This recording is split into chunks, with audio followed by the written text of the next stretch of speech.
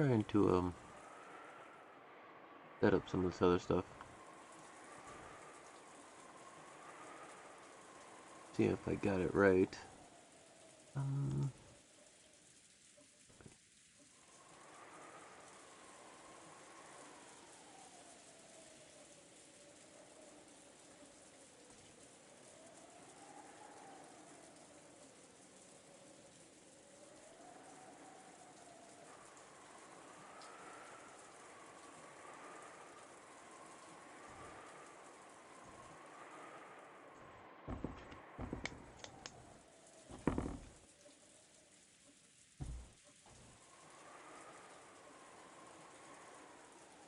Hello, hello, hello.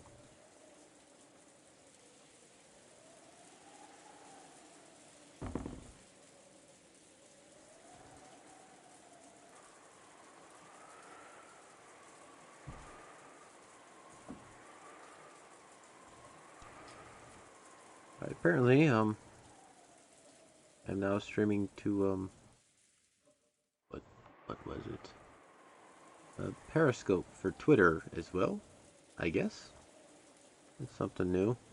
Trying something out. Seeing where that goes.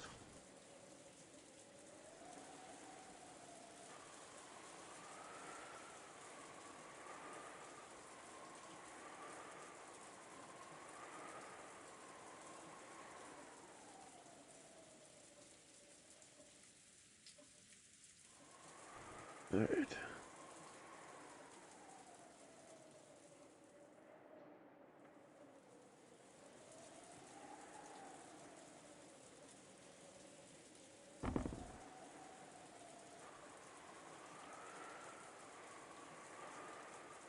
Hello, hello, hello. Alright. Stuff, trying to...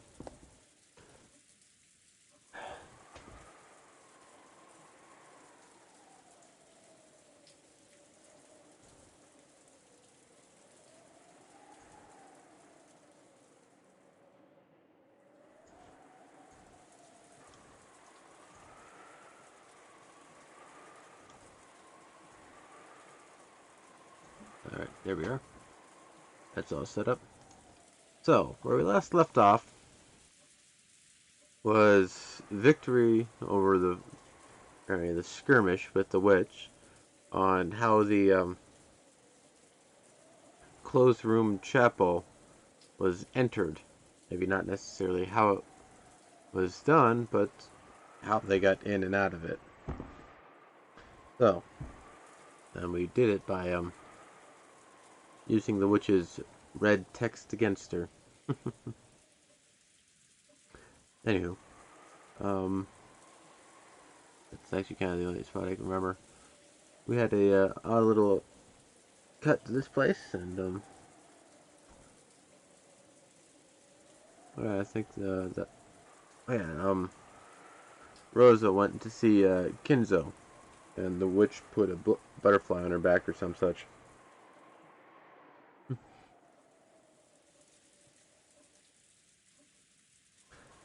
Rosa would be better or worse? Yeah, I don't know. That's an interesting one. I did like how Natsuhi treated it in general. She said, "Get the hell out," and tried to protect them as best she could, which was actually quite commendable. With Rosa, I don't know. Let's see how it goes. Oh yeah, before we get, I still, just haven't looked at any spoilers or any of that. Any images you guys linked on, like, Discord and the like, are the only things I've seen. I'm trying to keep it that way. Not telling you not to do anything, but I like trying to figure things out myself and whatnot. Yeah. Well, maybe she'll slap the culprit a few times and say, "Didn't I tell you to stop that?" Then Maria will do the crazy cackly laugh at him. I don't know. Silly guess. I would not bet any money on that actually happening. In the parlor, which had fallen silent again, the only sound was that of the TV that Maria was watching alone. If there was anything audible besides that, it was the sound of the rain, which had continued on and on since the previous night. Every one of those who had witnessed that unearthly and horrible scene stayed silent, as though praying that the events of that morning had all been a dream. Because Kumasawa alone hadn't seen it, her reaction was slightly different. The silence itself seemed more unbearable to her, and she was anxious to encourage everyone somehow. However, she was aware that she must avoid saying anything careless, and she seemed to be pondering how she could be most helpful. Normally it would be time for breakfast. However, possibly because something so outrageous had happened, Goda seemed to have forgotten to prepare a meal. Or maybe everyone was so beaten up that they'd forgotten their hunger. Kumasawa wanted to bring up the subject of what they should do for breakfast, but it didn't seem like the right atmosphere, so she really couldn't. But she really was hungry. So she casually made a proposal. It seems everyone is tired after all that has happened. In times like this, I think it's best to heat yourself with some warm black tea. Indeed, that is an excellent plan. I agree as well. How about some delicious black tea with biscuits and jam? Ah, yes. I hear Halloween will be here soon, and we have some delicious-looking pumpkin-shaped cookies on the shelf. Kumasawa-san, that's... Of course, she had said the wrong thing. She had reminded Battler and the rest about that horrible and tragic Halloween party in the chapel. Nanjo hurriedly whispered into Kumasawa's ear. Battler-san, I'm so sorry. I didn't mean to upset you. Truly, I didn't. No, don't worry about it. I'll definitely turn this boiling anger back on the culprit. I wonder if that culprit is still on the island. Probably. At least, until a typhoon passes, no boat will come. Yes, that is true. After all, the boats stop coming even when it's just a little windy.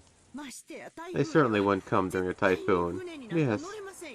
It creeps me out. You think so, Aniki? Me too.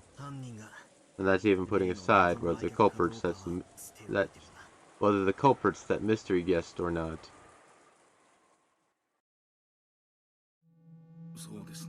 Indeed. We have naturally suspected the mysterious guest who calls herself Beatrice. But we still cannot be certain she is the culprit. There is still the possibility she is a victim whose corpse still hasn't been found.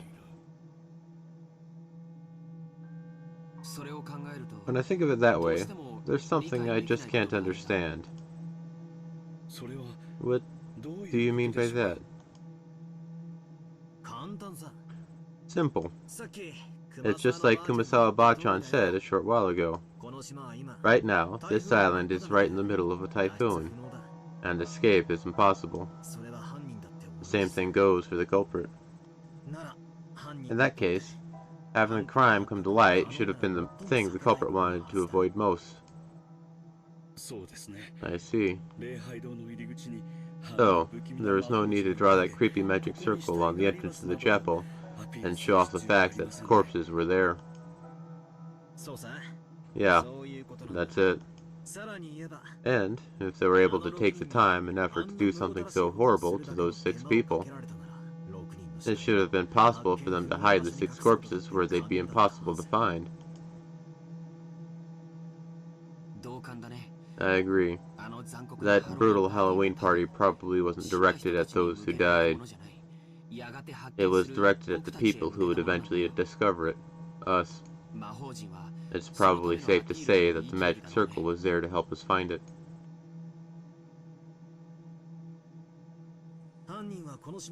The culprit knows they won't be able to escape from this island for a while. And yet, they acted as though they wanted to make us find the corpses in the middle of this typhoon.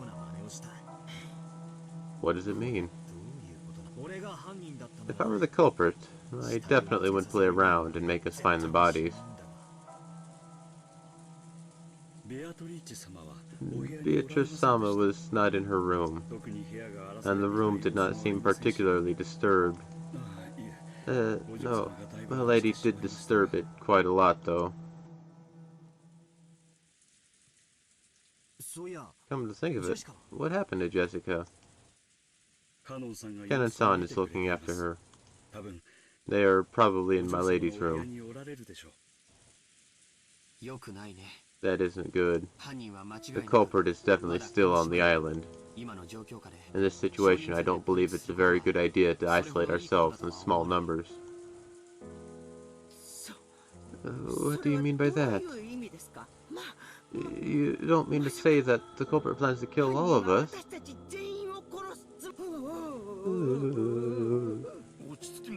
Let us remain calm. That is not yet certain. But unfortunately, we can't deny that the possibility exists. This letter was in the chapel. According to this, the culprit is the witch. And if we don't solve the riddle of Grandfather's epitaph and find the gold, they'll massacre the whole family. Or something like that. Is that true? Would you allow me to read it as well?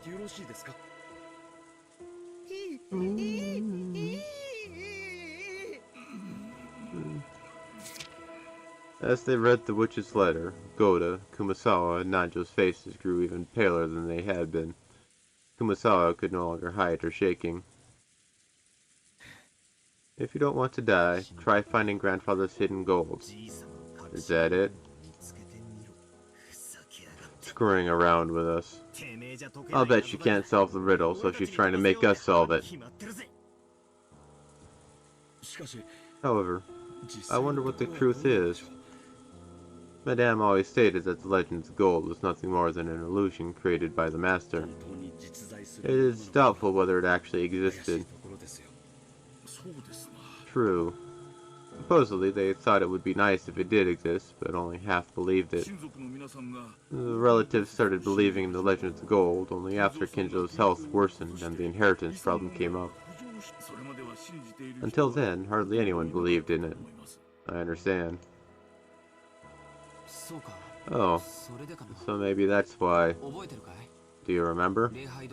On the table in the chapel, there were 3 gold ingots. That alone would be worth quite a lot. Doesn't that prove that the legend of the gold was real? Excuse me. Please wait. Just now, did you say there were 3 gold bars? Yeah, there were definitely 3 of them piled up. So what? I happened to hear Kraus-sama say something once. Yes, I just happened to hear it, you see. It's not like I was trying to listen in on secret discussions. No, indeed. Don't worry about that now. So then what? Is there something wrong with there being 3 of those gold bars? Yes. According to Kraus-sama, there is only 1 bar ever found to support the legend of the gold. That is correct. I believe Kinzo-san showed the president of Maruso a mountain of gold and let him take 1 bar back with him. Or so the story goes. That 1 bar can be in Kraus-sama's possession. And he said that no other gold supporting the master's legend of the gold existed. You're talking about Uncle Kraus here? So what does that mean? No, wait. 3? Wait. Where did they come from? That's too many, right? Perhaps there is another explanation. Maybe the other relatives also found 1 each, and they each brought one of them there. No, I cannot believe that. When all the relatives came to the mansion, I was entrusted with their luggage. I did not feel a suspicious weight back then. I think those would weigh about 10 kilograms. If that much weight was in their bags, even I would notice. But it didn't seem that way. Same here. At the most, there were some changes of clothes, first aid kit, Kiri-san's makeup, stuff like that, I think. And Rosa's luggage also looked pretty light. In that case, those 3 piled up gold bars were being shown to them. Or maybe to us. The legend of the gold is definitely real. It isn't an illusion. They're telling us to try and find out the secret if we can. Could they be scheming to have us solve the epitaph, which points to where the gold is hidden, and then try to snatch it away? Yeah, that does make some sense. But there are a couple parts that don't fit. To start, our parents, who should have been the most likely to solve the epitaph, were killed first. That seems to create a contradiction right off the bat to me. And something else makes even less sense. If the legend of the gold is actually true, then how were they able to pile up all that gold? It's almost like the culprits already found the gold. And is telling us to try and find it too. Maybe the culprit found those 3 like Uncle Kraus did.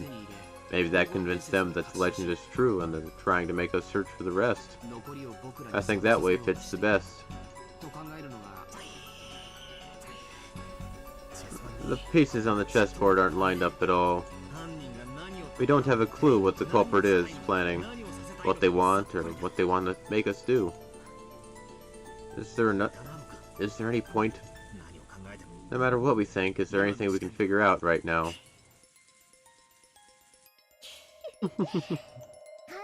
It was written down. What she wanted to make us do.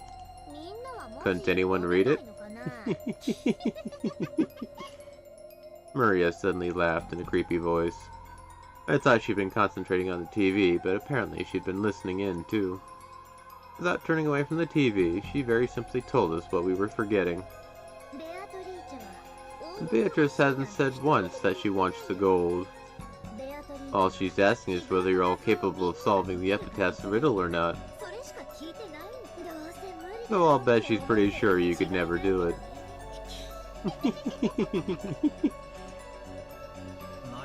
So, are you saying you can solve it, Maria? I don't care. After all, she'll take me to the Golden Land. So I won't get in Beatrice's way. Oh. In any case, it looks like we'll have to ask Maria if we want to learn anything more. Maria, tell us. Who is this Beatrice? What is she planning? You know, Beatrice is a witch. She can do anything with her strange powers. The power of magic can do anything. It can even create gold or bread. And of course, it can create sweets too, right? You saw, didn't you? At that time, everyone jumped at the sound of a door being slammed shut. When we turned around, we saw that Rosa had suddenly returned, bringing Genji and Shannon. Then she rapidly approached Maria, her heels squeaking, and hit her on the cheek. Stop talking about that. Battler-kun and the rest will take it badly. Bread. Without waiting for a response, she hit Maria's cheek once more. Everyone could only stand there, stunned. I don't know what "ooh" means. What about yes? Ooh. She mercilessly hit Maria's cheek again. Maybe Maria didn't feel like resisting after being hit twice. She weakly said yes. Rosa-san, there's no reason to be so harsh. This is my daughter's education. Do not interrupt. The atmosphere around Rosa, with Genji and Shannon standing at attention behind her, was somehow cold and yet dignified. completely different to how she had seemed before she left. She was holding something that looked like a gun. I couldn't imagine what she'd be holding a toy in this situation. Aunt Rosa, what is... This is father's. Because of the current situation, I borrowed it specially. Everyone should understand. The culprit is still nearby. We don't know what might happen. I agree. Rather than trying to figure out what the culprit is planning, it might be better to first think about our own safety.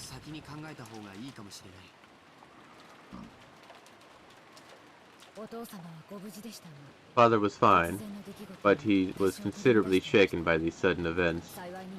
Fortunately, he said he won't leave his room, so he should be safe. For now, we should all try to stay together as much as possible. I agree. We don't even know where the culprit's hiding, and after all, there's no proof that there's only one of them. Even though I'd said it myself, I shivered. That's right. Could a single person kill 6 people and set up such a horrible scene all alone? Isn't it natural to assume that this crime was carried out by multiple culprits? I agree with Rosa-san. It probably is good for us to stay together. Yes, yes. I think it's good too. Yes, yes. Maybe it's about time we called for Milady and Canon-san. That's right. Let's have them come down. George Eniki tried to grab the extension phone, but Goto-san shook his head. That's right, the phones are down right now, aren't they? I'll go with a couple people. If George Eniki and Goto-san come too, that should be enough. No. Let's all go together. It's a wolves and sheep puzzle. If we're in balance while gathered together like this, then maintaining this situation will be safest. A wolves and sheep puzzle? Ooh, I've got it. I'll show you. Maria, turn off the television. Genji-san, please tell me where Jessica-chan's room is. Let's all go together. Yes, I will guide you. Come on, everyone. We'll move together. Follow my instructions. We stood up.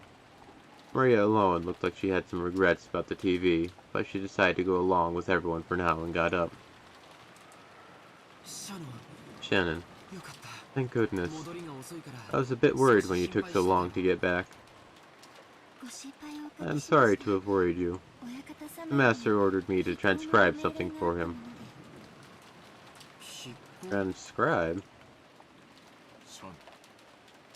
I just heard you count. Yeah, that may not be the best thing, but a gun is better than nothing at all against the murderer. Shannon. I am sorry. Excuse me.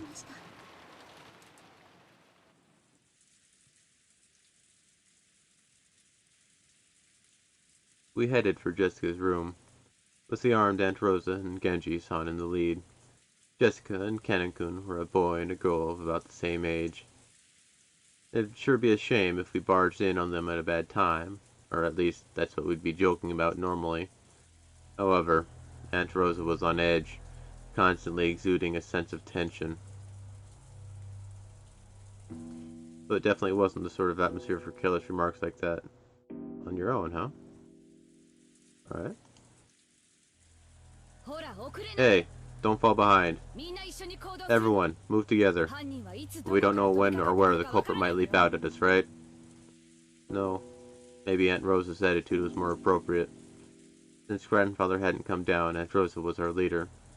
This wasn't a situation where we could smile like she always did. And Aunt Rosa was a mother too. She probably also thought that if she didn't get a hold of herself, some harm might befall her beloved daughter.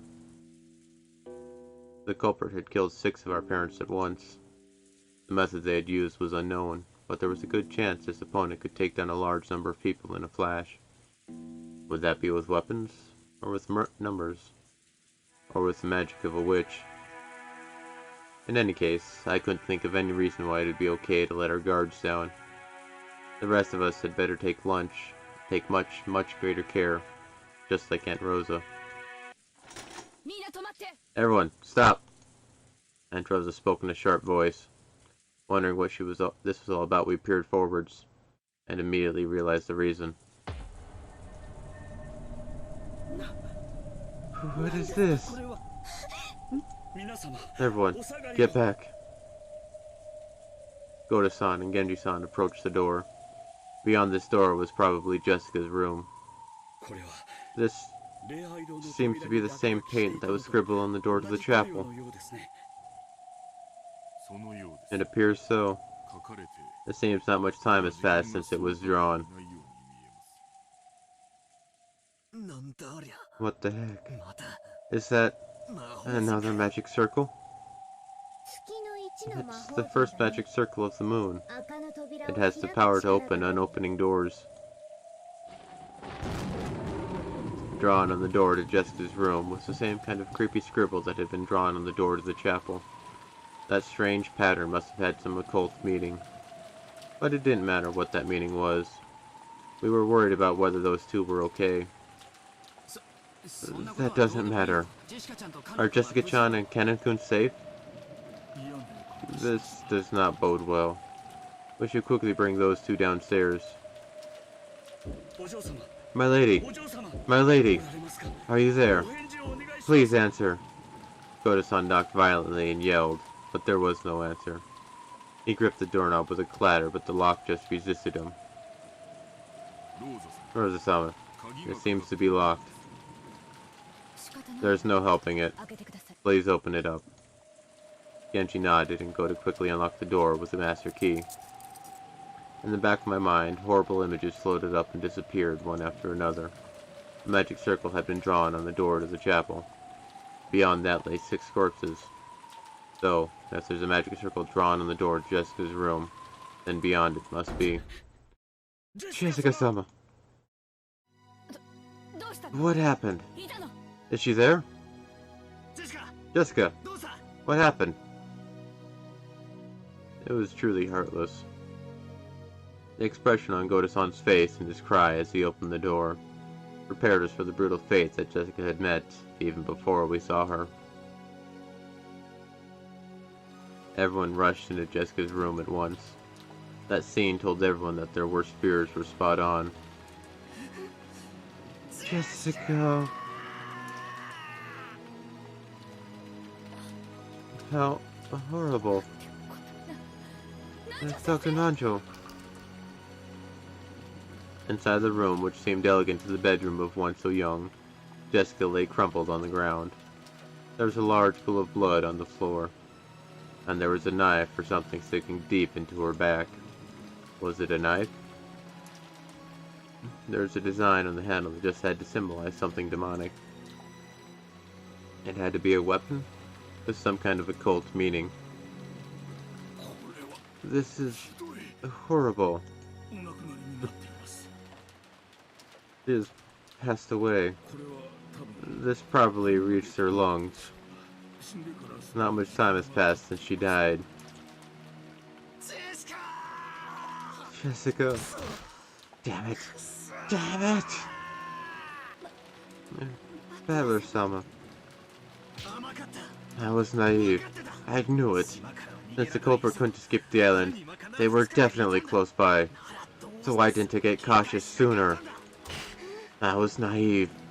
I just assumed that a culprit would commit their crime and then just sneak away and hide. We were stunned then. We thought Jessica-chan giving into rage and running off was just something that couldn't be helped. But we were naive. We should have stopped her. Goda-san, why did you leave those two alone? If only you had been with them, something like this... No, that is, I said it was dangerous, so we should return. It's just that my lady said she wanted to be alone. Kanon-san told me to leave it to him, and... Speaking of which, where is Kanon-san? That's right. What in the world happened to Kanon-kun? Kanon-kun? Where... Canon-san should have been with my lady. Where in the world did he go? You don't think they got him? Quiet. Someone might be hiding in this room. Search under the bed and in the closet. There's a chance that Canon-kun's corpse had been pushed away somewhere. At Rosa-san's orders, everyone searched throughout the room together. But there wasn't a single human hiding anywhere. He's nowhere. Could the culprit have taken him out of the room? Then we'll have to search for him quickly and save him. If we're slow, something awful might happen. Aunt Rosa, let's search all over the mansion. Let's search for the culprit. Let's save Canon-kun. Quiet! When Aunt Rosa yelled at us, we instantly fell silent. She was probably contemplating something. However, what in the world could that be? Aunt Rosa walked around the room as though looking for something, or as though she was collecting her thoughts.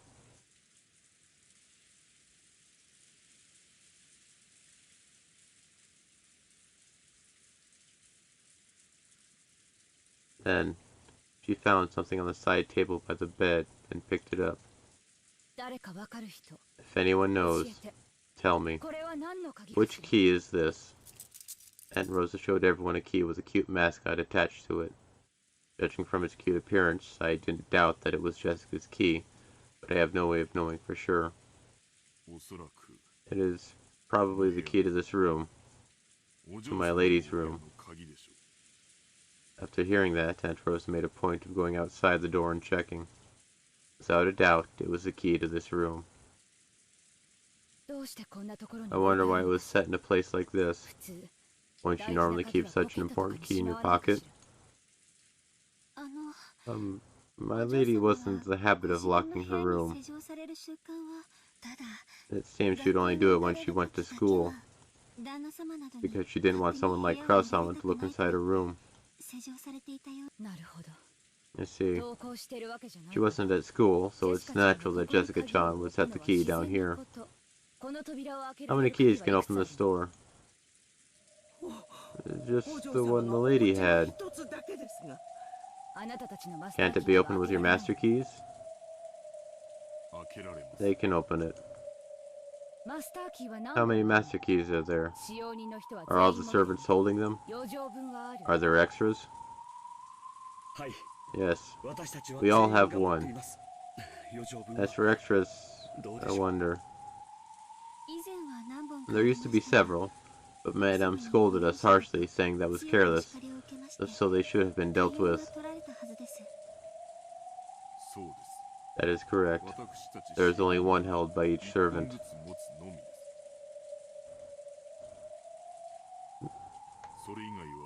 There are no more.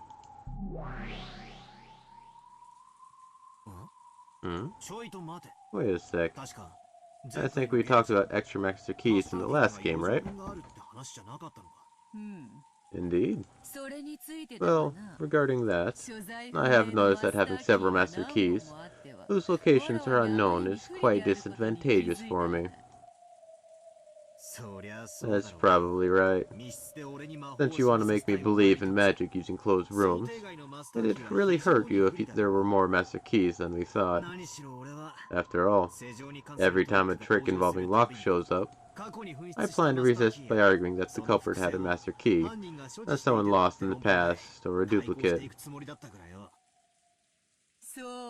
Yes, that's correct. So, I've decided to make a move to defeat that. I'll update our setting. The only master keys are the ones held by the servants, one key each. Messing with me. More importantly, what kind of move is this?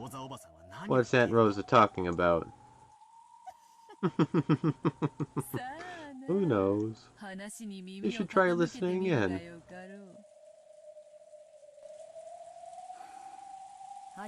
Thank you. I have the situation sorted out. and I've been able to pinpoint the culprit who assaulted Jessica-chan, or at least one of their accomplices.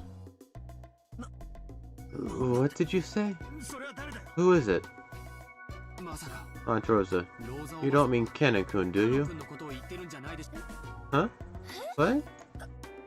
Why Kennen-kun?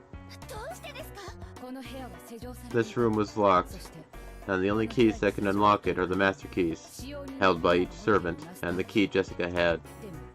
But Jessica-chan's key was closed up in here, which means it's only possible that one of the master keys locked this room up. It is as you say. In that case, someone killed Jessica, then locked the door. That person had a master key, and there are only 5 people with master keys. Oh my. It wasn't me. Not me. No, I could never do such a thing. Kumasawa-san got up late. After we returned from the chapel to the parlor, we did meet you there. But it's impossible to prove where you were and what you were doing until that time. You watched us from the shadows, chased after Jessica-chan and Kennen-kun when they were isolated, and stealthily attacked them. Are you saying I visited Milady's room? And did something so horrible? I did no such thing. Yes, no such thing. What about you, Goda-san? You said you left Jessica-chan in Kennen-kun's care and returned. But I wonder if that's true. Maybe you actually killed the 2 of them, hid Kennen-kun's corpse, and then came back with an innocent look on your face. Nothing of the sort happened. I go to swear that I did not do anything like that. It wasn't us. We were following the master's orders and... Yes, you and Genji-san alone are clean. That's backed up by what I heard from Father. The 2 of you were in Father's room the whole time, transcribing and witnessing for him. Father and I can guarantee that. Thank you very much. In that case, the argument becomes who is more suspicious, Goda-san or Kumasawa-san. I thought that myself right after entering this room. But still, I found it strange. Look at the state of Jessica-chan's body. Doesn't everyone think it's strange? Strange, you say? Jessica-chan was struck in the back. Come on, they say it all the time, right? That in crimes where the victim is struck in the back, there's a high likelihood that the culprit was someone whose face was known to the victim. She definitely wouldn't invite a person she didn't trust into her room, and defenselessly expose her back. Rosa-sama, you don't mean... Yeah, my guess was Kumasawa. To say that was Kennen-kun, do you? I do. We're all fully aware of the state Jessica-chan was in right before she was killed. But yeah, Kennen-kun, that... After seeing her parents' tragic bodies, Jessica-chan was very panicked. It's easy to imagine that, after she regained her composure, she'd be in a horrible slump. It would be very understandable if Jessica's frame of mind led her to shut herself up alone in a room, and those particulars matched with Goda-san's story. Jessica-chan said to leave her alone. Then, Kennen-kun, who is of a similar age and who may have had some adolescent relationship with her, said to leave this matter in his hand. Oh, sorry about that. Well, maybe it's a witch and there's a murder over there. You should be on guard. That feeling is very understandable. So, for that reason, I think Jessica-chan welcomed Kennen-kun into her room. But what if it had been Goda-san or Kumasawa-san? Would she have let them into her room? I believe that I have gained my lady's trust. But even so, Oh, then I guess you're still a suspect after all, Goda-san. I assume Jessica-chan probably didn't like you very much, so I didn't think she would have let you into her room. I was convinced that you couldn't possibly be the culprit. But maybe I was mistaken. No, I'm sad to say that I may not have been accepted by my lady. What about you, Kumasawa-san?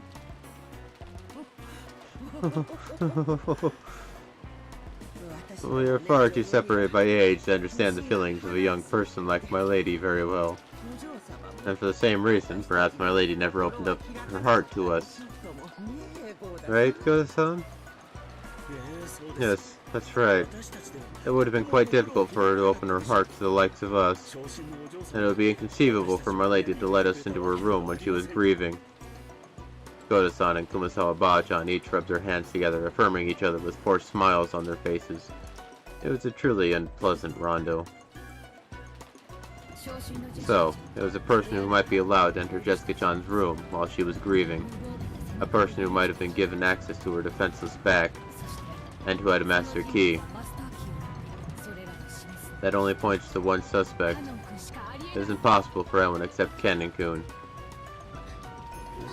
Please wait. Kanon-kun definitely wouldn't do something like... No. Then is there someone else? Is Koda-san or Kumasawa-san suspicious after all? What do you think is more suspicious, Shannon-chan? Come on. I could never... It wasn't me, Shannon-chan. Yes, it was not me. Of course, it wasn't me either. The ones who had close relationship with my lady were Kanon-san, and after him, you, right? Yeah, isn't that right? Jessica-chan might also let Shannon-chan into her room. You were supposedly with father. But in reality, could you be the culprit? Shannon couldn't be the culprit. Didn't you just say she was doing some important work with grandfather? Yes, I know. Neither Shannon-chan nor Genji-san is the culprit. Father confirmed that they were together the whole time. Well then, what do you think, everyone? After being told that, no one could respond. Even if someone did manage to argue back, they'd then have to offer the name of a different suspect. And no matter who that suspect was, it would have to be someone right here. No one could do something like that. Aunt Rosa glanced at everyone in turn, fingering the gun like it was a toy. She seemed so different from the kind Aunt Rosa I knew. No, it's probably because I'm not fully aware of danger we're in. Maybe Aunt Rosa's attitude would seem natural if I could truly sense the peril surrounding us. Looks like no one has an opinion. Then I'll give you mine.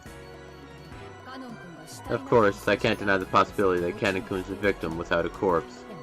But until we find that corpse, I certainly can't rule Kanon-kun out as a suspect.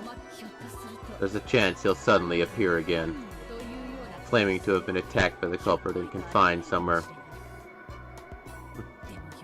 But take care. Most likely, no. There's no doubt about it. Kanon-kun killed Jessica-chan. She has aspects of nice. She's not all evil. Go away. Or rather not evil, but angry. I can't believe it. Kanon did that. To my lady? That's too much. I feel the same as Shannon. I'm opposed to labeling Kanon-kun as the culprit. Then is the culprit Goda-san or Kumasawa-san? Tell me who's more suspicious. It wasn't us. If it wasn't Kanon-kun, then who could have locked this door? How about it, Shannon-chan? George-kun? Huh? Huh? Aunt Rosa closed in on Shannon-chan and George Eniki, laughing unpleasantly. Of course, they couldn't say anything back. They wanted to believe in Kanon-kun, but if they did, they'd have to suspect the other servants. The simplest culprit was the mystery guest, Beatrice, but she was nothing more than a guest and didn't have a master key. So, if Beatrice is the culprit, despite lacking a master key, then do we have to accept the argument that she really is a witch, who locked the door with the power of magic? That's a dirty argument. Dirty. So dirty. What are you worried about? Make it my fault. You can just make it the fault of the 19th person, the mystery guest, right? If you do, you won't have to watch this ugly battle of humans blaming each other, right? So then what? The culprit is the 19th person. The guest, Beatrice. She's a witch, so she could lock the door without a key, using magic. Are you telling me to accept that? Damn it. Damn it, damn it. In the last game, I learned all your weak points. So, what will you do? What will you do? You said you definitely wouldn't accept me, right? Then, you can use Canon as the perfect sacrifice he is. Canon killed Jessica. If you support Rosa's theory, everything is settled here, right? Canon is already dead. There should be no need to show concern for the dead. And you won't have to suspect anyone in this room.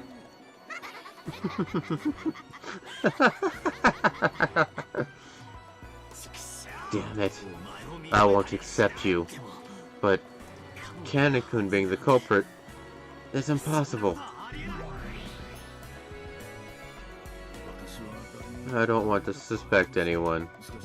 However, at times, there's no smoke without fire. Turns out to be true. Anyway, you can never be too cautious. Dr. Nanjo, what do you mean by that? Please do not misunderstand. I do not wish to label Canon-san as the culprit. However, until we understand the situation, there is a possibility that he's the culprit. And I believe thinking that way is safer. Yes, that's right. You cannot be too cautious. The general consensus certainly didn't seem to find fault with Nanjo for what he said. True, no one actually thought Canon was the culprit. But unless they suspected him, they'd have to suspect one of the servants here. We didn't want to do that. We didn't want to suspect. We didn't want to be suspected. That's correct. We cannot be too vigilant. I take it no one objects to that, right? Understand? There's a very high likelihood that these murders are connected to Father's Legend of the Gold. That means the crime must have been plotted by someone who wants to keep a vast amount of gold, worth several 10 billion yen, all for themselves. For that kind of money, you could play around for the rest of your life in any country. And with a motivation like that, they might even intend to kill all of us.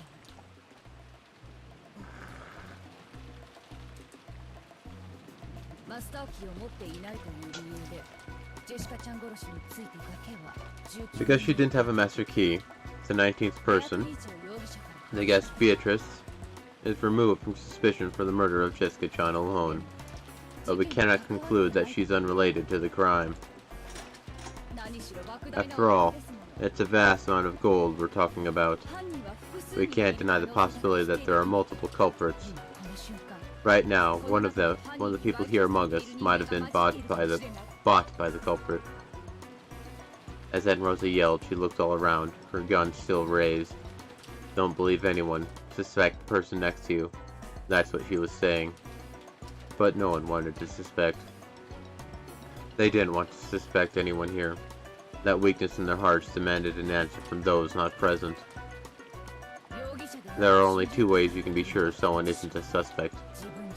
If it's yourself, or if they're already no more than a corpse.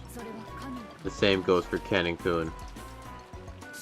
Until we catch sight of this corpse, he is the most likely suspect in Jessica-chan's murder. So take care. Even if he's still alive, even if he smooths things over with some explanation, you definitely mustn't trust him. Got it? No one gave an answer of their own initiative.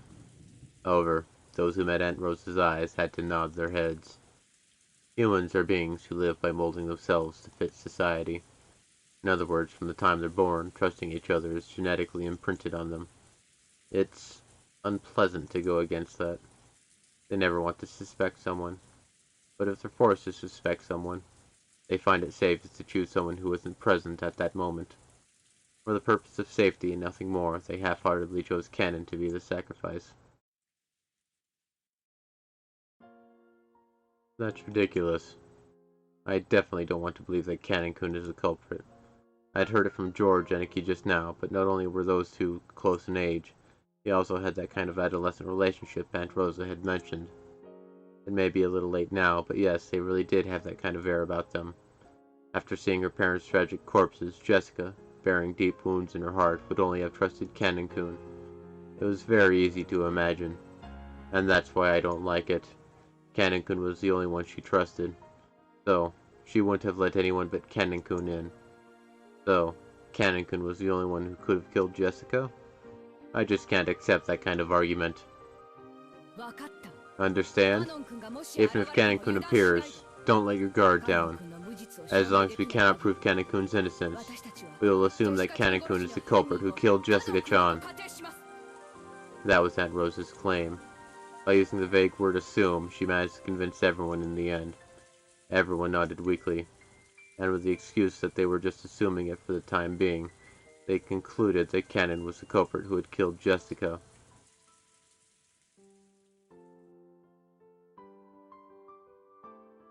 I wonder what the dead Jessica and Cannon would think if they could hear this exchange.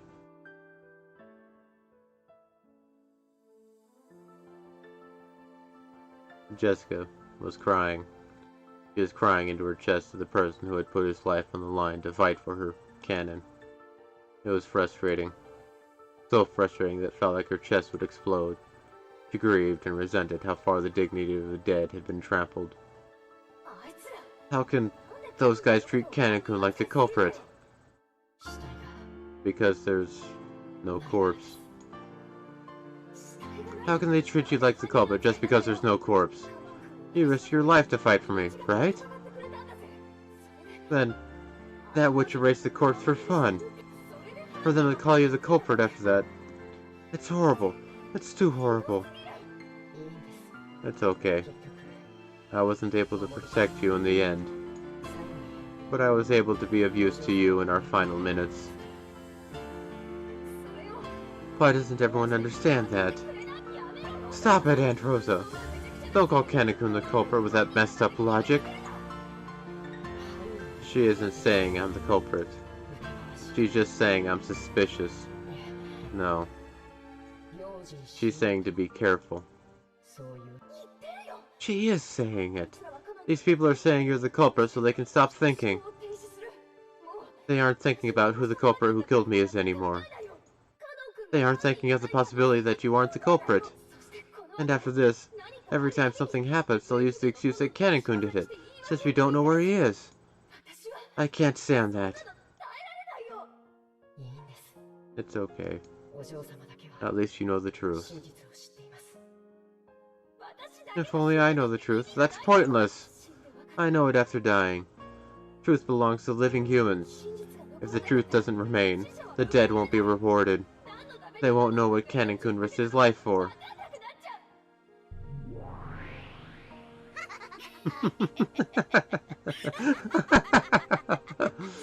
Truly a splendid sight. You hardly ever find a sweeter honey than the laments of the dead. Lament, lament. No matter how much you lament, the voices of the dead never reach the living.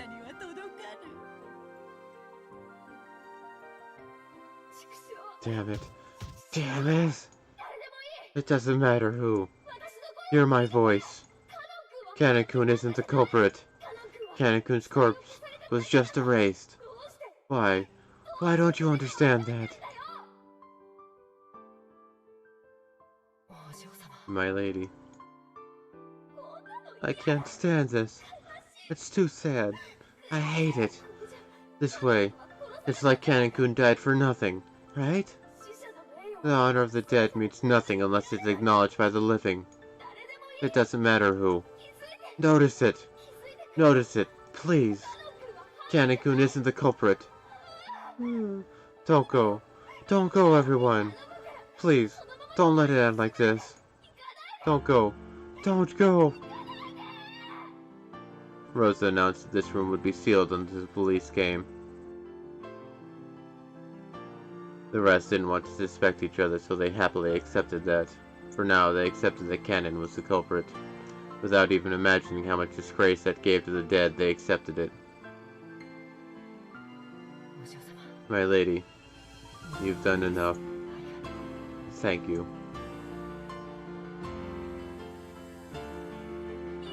Don't go. Don't go, everyone. I'm begging you, come back. Don't leave us behind like this. Don't keep treating Cannon-kun as the culprit.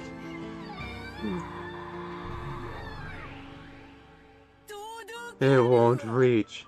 The lament of the dead never reach. You make me laugh. Yes, that face of yours makes me laugh. Did you think your voice would reach them? It won't reach, will it, Jessica?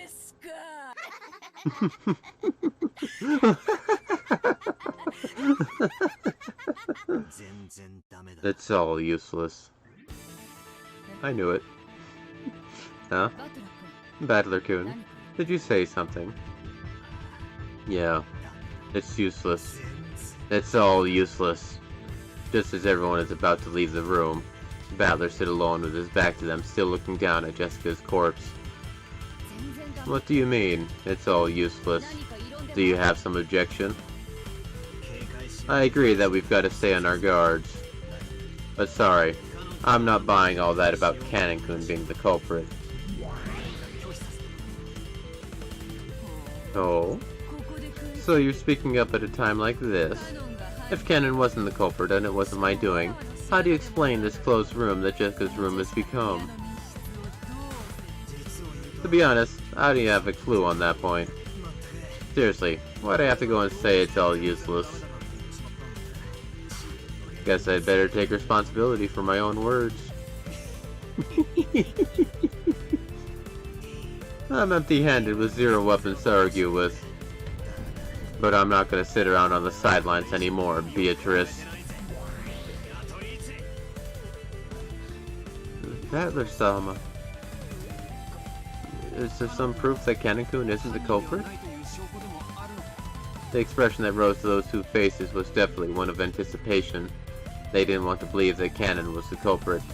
They really believed in Cannon, so they were expectant because they wanted me to strengthen their belief in him even more. Then, Battler-kun, which of the other servants do you suspect? Goda-san? Or is it Kumasawa-san? Quit it, Aunt Rosa. I know the person called Kumasawa Ba-chan well. She'll sometimes slack off while on the job, but she always makes things fun for people. Even if her eyes were dazzled by money, she isn't the kind of person who'd kill for it. Battler-sama. And I just met Goda-san yesterday. Honestly, I still don't really understand him. But there is something I do understand. I've never seen anyone who cooks as happily as he does. He's the same. The same as Kumasawa Ba-chan. Goda-san likes to make people happy. As if a person like that could kill those who praise his own food as delicious, even if money was piled up in front of him. Then, who do you think killed Jessica-chan, Battler-kun? Who do you think shut Jessica up in a room that could only be locked by a master key? Wait. Before I argue about that, there's something I want to make clear. I don't want to talk about if so-and-so is not the culprit, then so-and-so must be the culprit. I just want to talk about how it's completely impossible for Cannon-kun to be guilty. You say you can prove that Cannon isn't the culprit. How? It's actually simple. I did something I almost overlooked. Beato? Repeat it. If you can say it, try saying it. Cannon-kun had a master key on him. Oh? Cannon-kun doesn't have a master key on him? How could you possibly know that? A short while ago, I heard from Goto-san about what happened. About how Jessica went to raid the VIP room, right before she and Kanen-kun went off on their own. Goto-san, you did a good job remembering it. You protected Kanen's honor. I did? I heard him say the same thing, but I don't really understand. Could you explain it, Battler-kun? That's right. When Jessica unlocked the VIP room, she borrowed the key from Kanen-kun, but didn't give it back. So Kanen-kun doesn't have a master key on him.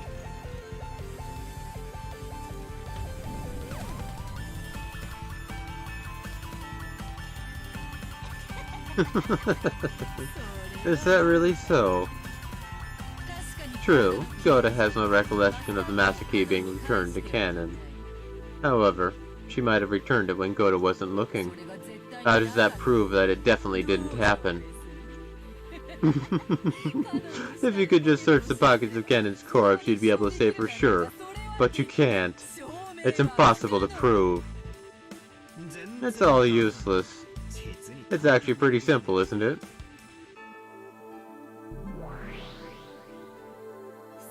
No way. So you're saying that's why Kanen-kun didn't have a key on him? No.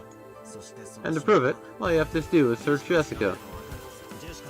Kanen-kun's master key should be in Jessica's pocket. Dr. Nigel, would you check for us? Indeed. Nanjo dashed up to Jessica and searched in her jacket pocket. Everyone was expectant. That girl. Please, be there. Here it is. Is this it? Yes. That is a master key, without a doubt. At Genji's statement, there was a small ooh of joyful voices. That's Kanen-kun's master key. I'll say it again. Kanen-kun doesn't have a master key on him, so there's no way he could have locked the door. It certainly does appear that way. But Kanen-kun was the last person to meet Jessica-chan. The fact that he's suspicious hasn't changed. Let's give that stuff a rest. Huh? Fundamentally, humans are supposed to be creatures that trust each other. But because we live in a tough world, we learn how to be deeply suspicious. So we suspect everything. We're sad creatures. I won't deny that's our nature. But the one thing I won't let you do is reach conclusions without proof. If someone looks suspicious, that doesn't make them guilty. It makes them innocent. Of course, the world is filled with wolves. I'm not saying you should carelessly believe everyone. But if you're gonna conclude that someone's guilty, you'd better have some perfect evidence. Unless you do, don't go around accusing them based on speculation. I do.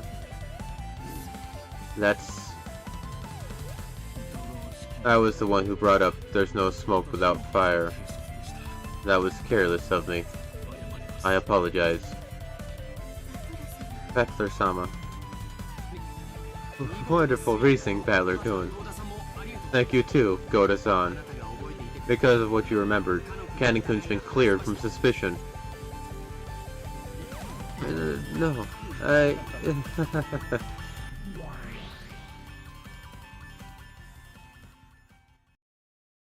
She's smiling.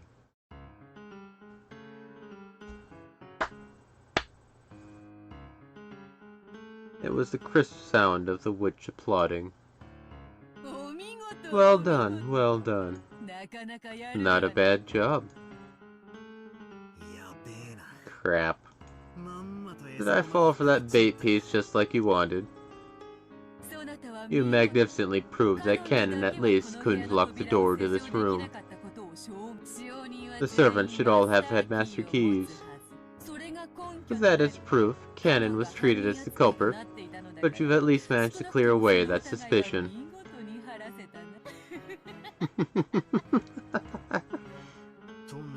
In In that case, how did the culprit who killed Jessica lock the door? So that's the problem we have now. I got drawn into exactly the flow you wanted. I got you, didn't I? Furthermore, you said something outrageous about not doubting any of the other servants. Well then, I can't wait to see how you try to smooth that over. Shut up. Let's start right away. You'll probably just deny it anyway, but first let's check the definition of this room as a closed room. Very well. First, there are absolutely no types of hidden doors. This door is the only way in or out. The only way to lock this door is with Jessica's single key or the master keys, only one of which is held by each servant. It is on the second floor, but it is probably possible to enter or leave through the window. However, the window is locked from the inside. I can spin the chessboard round already. There one's up ahead of you, Raven. If I start by arguing about the door and the lock, I'll probably be stuck dancing on the palm of your hand. Do as you like. Well then, what should I repeat? Repeat it. Oop, my mouse keeps drifting. Cannon-kun was killed in this room. Very well. Cannon was killed in this room. But I erased his corpse with magic, right? Again, repeat it. Cannon-kun's corpse is in this room. I refuse. I can't repeat it. Because I erased the corpse with magic. Yeah, figures you wouldn't say that. There's gotta be a secret hidden in there somewhere. Damn. Where's the mystery point I've gotta find? Did they lock it without the master key? Or did they somehow kill those two while they were inside the room, and it was locked? Or did they kill those two, and then somehow escape? I hate to say it, but I'll have to cover up the moat first. Repeat it. The last time it was locked was due to a master key. I also refuse that. This refusing thing is really vague.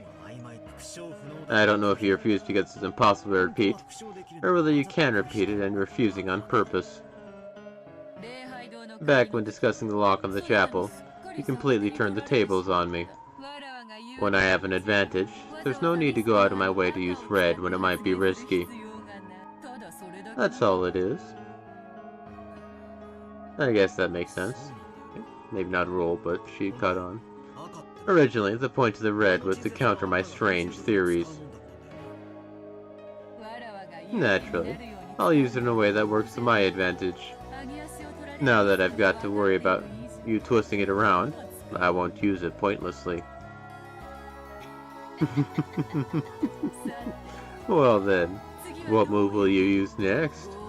I imagine a move placing suspicion on Goda or Kumasawa will be easiest, yes? Damn. It feels like you're leading me by the nose and it pisses me off. Stay quiet a bit. I'm thinking. Of course. This door is the same as the chapel. When locked, it does not permit any form of entry. I'll say more. No trick could have the effect of locking the door from the outside without using a key.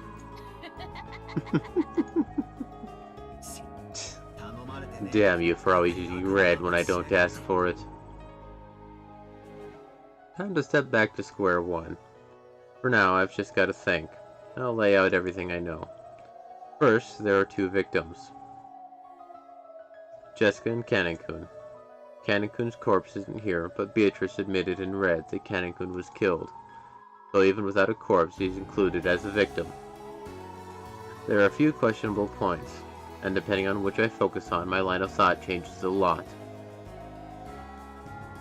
First, after the culprit committed murder in his room, how did they lock it? If we assume the culprit someone with a master key, it's extremely simple. But I'd like to avoid that if I can, because I'd have to suspect Goda-san or Kumasawa-san, or maybe even Shannon-chan and Genji-san. Here, I noticed something. I was contradicting myself. I was strangling my own neck. I want to deny Beatrice, no matter what. I want to erase the existence of that brutal, fickle, ridiculous witch. So, I have to explain everything with humans, not magic. But that also means suspecting some human. I don't want to suspect anyone. Of course, if there's some clear proof, I'll have to believe that the person questioned is the culprit. But until that happens, I don't want to suspect people. Am I just naive? Am I just a kid who doesn't want to have my feelings betrayed when those feelings tell me that this person at least could never commit murder? He's hallucinating this whole thing. There we go, it was all psychedelics. He ate some funky mushrooms in the forest. I want to deny that a witch did it. And I also want to deny that a human did it. Oh. I don't even know what I'm doing right now. Hold on, give me a sec. Computer popped up with a message.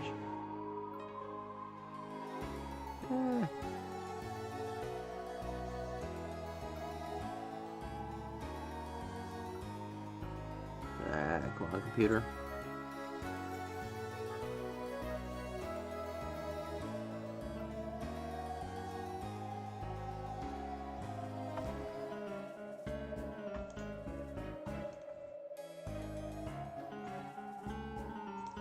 Give me 1 second. I'm running low on disk space.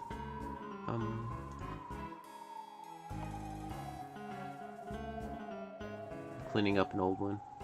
Alright, there we go.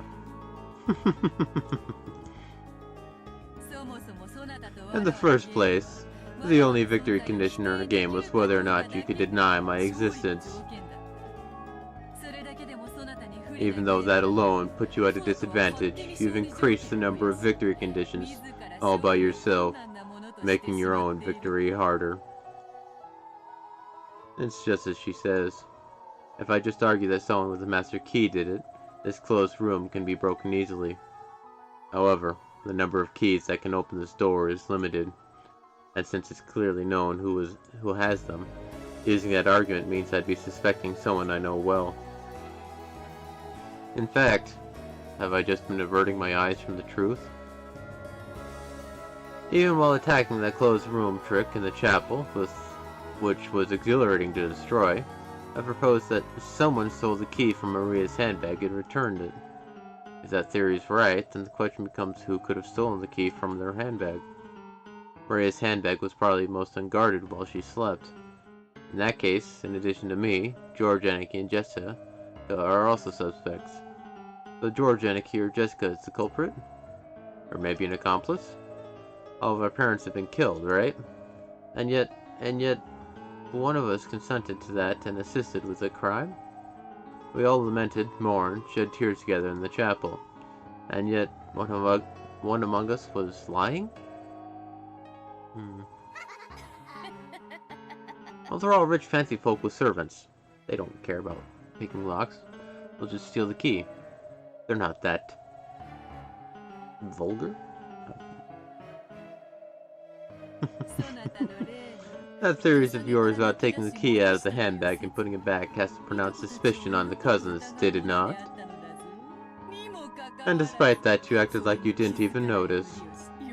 Announcing a theory like that so happily. Damn it. That doesn't guarantee that one of the family or the servants is the culprit. If you snuck up on us while hiding in a cardboard box, for example, there's a good chance you could have slunk into our room when we were fast asleep and stolen the key, right? Perhaps that will do for that situation. By suspecting the guest, the 19th person, you won't have to suspect the others. In that case, how was Jessica's room locked? Hello. It's no trouble at all for me to open the lock with magic. But of course I don't have a master key. If you deny my magic, you also have to deny that I'm a suspect, correct? So, in other words, that means suspecting one of the 18. Oh yeah, thanks for the help. I've managed to sort things out a bit. My goal is to figure out how the 19th person, the human guest Beatrice, committed the crimes. If I do that, I won't have to suspect anyone. If you can do that? Foolish man. This wasn't a closed room from the beginning. After all, there are a total of 6 keys that can open it. And several people possess such keys. You can suspect any of them. Suspect as much as you like. But you went to all the trouble of denying all of them, making it a closed room yourself. Understand? This is a closed room born from your mental contradiction. That's a unique one. You and no one else sealed that door. So you're trying to say that I've got 2 options. Accept that a witch opened it with magic, or accept that someone I know is the culprit. Damn. Are you trying to fork the rook? I just wanted to show you that moves such as this can exist as well. So, what will you do? Wish you wrote me a battler? Isn't it actually simple? Don't you just have to make sacrifices to that overly self-confident cook and that hag who wouldn't be a loss if she died?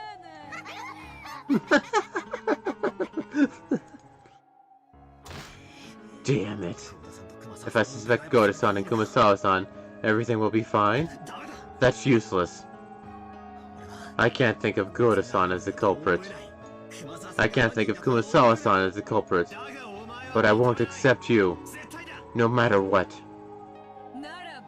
In that case, they'd have to enter the room without using magic or a magic key.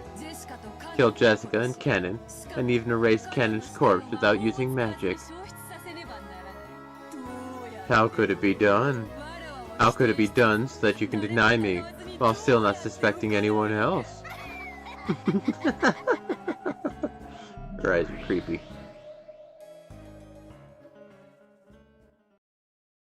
Well, it was obviously a 19th person. I resign. Huh? Butler-kun, what did you say? I give up. I was able to prove that Cannon-kun couldn't have locked this door. But that doesn't mean I've managed to figure out who killed Jessica. No. That's more than enough. For Cannon-kun's sake, thank you very much. No need to thank me. After all, this means you're under suspicion too, Shannon-chan.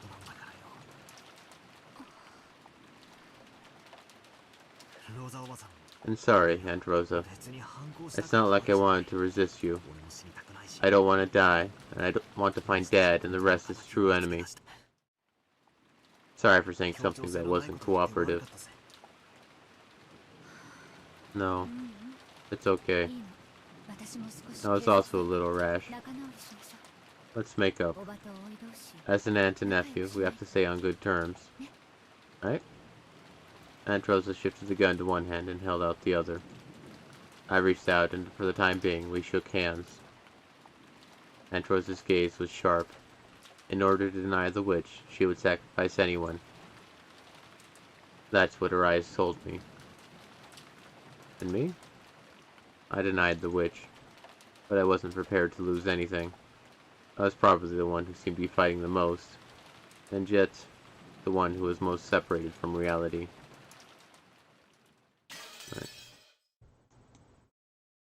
Alright, I'll do it right after this.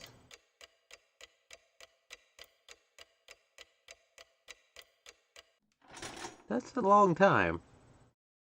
1 in the morning? Am I reading that right? That's 1 in the morning?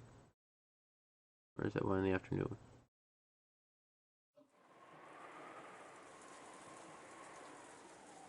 There we go. Okay, so read Cannon-kun's dead profile. Servant's canon. There's no corpse, and yet he's dead. The witch said so in red, so he definitely is dead, even though there's no corpse. Alright. Yeah, that's a thing, I guess. Does the witch have...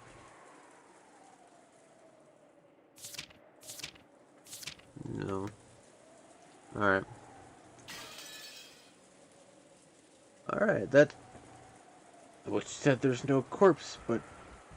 Said he's dead, but there's no corpse, so... Yeah, that's... how it is.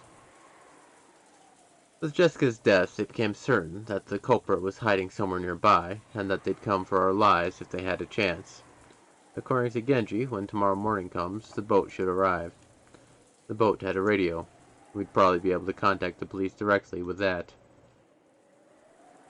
All of us gathered in the parlor and decided to wait quietly until tomorrow.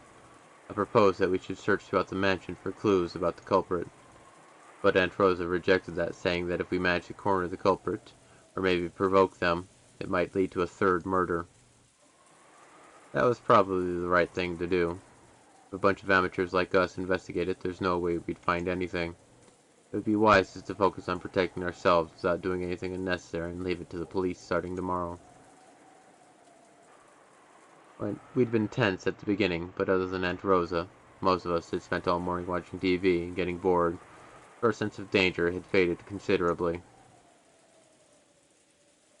When we thought about it, yes, 6 adults certainly had been killed together in the first murder, but that made it seem like some backhanded method like poison had been used. And for the second murder, we figured those who became sacrifices because they'd been unfortunately isolated from the rest of us. From this, it was possible to imagine that the culprit wasn't a large number of adults, and that they wouldn't be capable of killing this large group gathered in the parlor all at once. Right now, in this parlor, there's George, Aniki, and me, Maria, Aunt Rosa, Genji-san, Goda-san, Shannon-san, Umasawa-san, and then Dr. Nanjo for a total of 9 people. Furthermore, Aunt Rosa was even armed with a gun. Surely, with this many people staying in this room, they wouldn't be able to touch us easily. That feeling of security, along with the passage of time, allowed us to recover from the shock of that morning, bit by bit. By the way, lunchtime had just ended for us. However, it had been a canned food lunch, a far cry from the dinner last night that Goda-san had skillfully made for us. Aunt Rosa also suspected that poison may have been used in the first murder. So we probably couldn't deny the possibility that the culprit had snuck into the kitchen during all that confusion in the morning, and mixed poison in with the ingredients there. Aunt Rosa gave orders to all of us saying that, until the police came, we mustn't put anything into our mouths except safe things like canned food. As a cook, Goda-san must have felt very let down. Apparently eager to display his skills anyway, he said he at least wanted to grab some plates and arrange the canned food on them. At first, Rosa had been reluctant, examining each one of the plates that were brought, but she hadn't been able to find anything to complain about. And Goda's chef's pick canned food lunch combo was born. Goda-san said something about taste being savored not just with the tongue, but with the eyes as well. I see. It's the same canned food we had for breakfast, but it feels like something completely different. You gotta give him credit, man. Oh, Battler, look. This is the wolves and sheep puzzle. Oh. As I was sitting lazily on the sofa with no desire to watch TV, Maria came over, pulled a picture book out of her handbag, and held it out to me. Oh yeah, that reminds me. Last game, there was The Northwind and the Sun. And I said I didn't read that, but I actually have heard of it before. I just can't remember it being called that. So, it's probably similar. What's that book? Wolves and Sheep Puzzle? Let's see. I think this is the dude with the wolves and the sheep on the boat thing. So cute. Wolves and Sheep Puzzle. It was a phrase that Aunt Rosa had said this morning when we'd gone to call on Jessica. At the time, I hadn't known what it meant, and right after that was that uproar when Jessica's corpse was found, so I'd forgotten about it completely. The book that Maria held out to me looked like a foreign picture book or something that had been translated. When I opened it, I realized that it was a book stuffed with riddles. Ooh. So, you have a few wolves and a few sheep, okay? The puzzle is how you take them to the other side using one boat. Hmm? I've heard of games with rules like that. So, this is the version with wolves and sheep? It was a very simple puzzle, based on from long ago. Let's try posing a question. On the right bank, there are 2 wolves and 2 sheep. There's a boat that as many as 2 animals can ride on, and using it, you have to move all 4 of them to the opposite left bank. That's the puzzle. There are 2 rules. The first is regarding the boat. Even a single wolf or a single sheep can paddle it, but it can only hold 2 animals. The second rule is regarding the wolves. When they are greater in number than the sheep in any location, they attack the sheep and it's game over. I like puzzles too. When I was younger, I used to read books called lateral thinking puzzles that I found in the library. Those were really interesting. Really hard some of the times, but really cool. For example, at the start of the game, let's say the 2 sheep get in the boat and go to the other side. Then, one sheep gets off and the other goes back to the first bank. When it does, there are 2 wolves on the first bank and a single sheep returns there. When that happens, the number of wolves is greater, so the sheep is attacked and it's game over. On either bank, or even the boat, there must never be more wolves than sheep. The second cutest. I'm wondering, are you saying the first one is George? Interesting. And you've got to shuttle them all across under these conditions. By the way, the right answer is to move both wolves to the opposite bank in the first turn. Then, one wolf comes back. On the second turn, you move 2 sheep to the opposite bank. Then, one wolf comes back.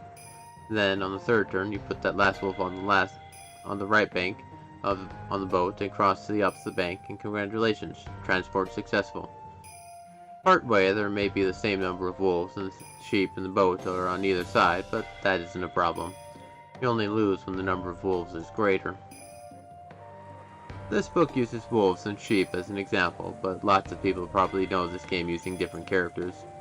It looked like Maria wanted to test whether I too could solve the puzzles she knew how to solve, and she kept showing me different pages saying, "Solve this one," and "This one's hard."